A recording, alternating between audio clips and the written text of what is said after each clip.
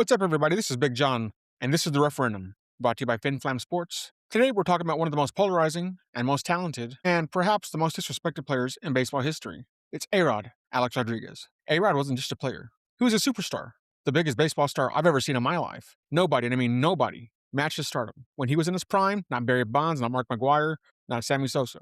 Mind you, Barry Bonds is the greatest baseball player ever. I know that. Mark McGwire and Sammy Sosa saved baseball.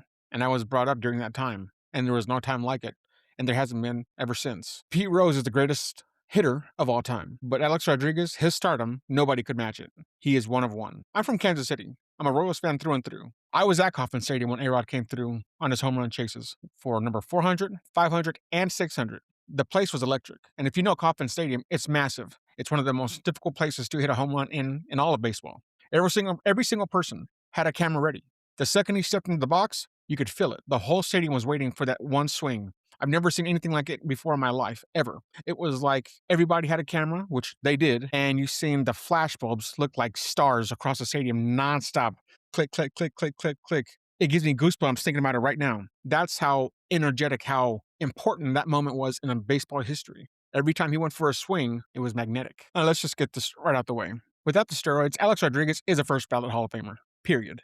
The man was the most talented shortstop in baseball history. A switch hitter, power, speed, defense, he had it all. Then he put his ego aside in New York. He moved base to third base for Derek Jeter and became one of the best third basemen of all time on both sides of the ball. That's leadership. A-Rod has 696 career home runs, fourth all time, 3,115 hits, 2,086 RBIs, fourth all time. He's a 14-time All-Star, a 3-time American League MVP, a 2-time Gold Glove winner, a 10-time Silver Slugger winner, and he's a 2009 World Series champion. Let's talk about that run in 2009. In 2009, A-Rod carried the Yankees. He was a thriving force that got them through the ALDS and the ALCS. He showed up when it mattered. They won the World Series that year, his first string. Even in his final years, he was still producing. In his last season, he helped push the Yankees into the playoffs. The man kept playing at a high level long after the steroid era. Now let's get into the Hall of Fame hypocrisy. It's what pisses me off.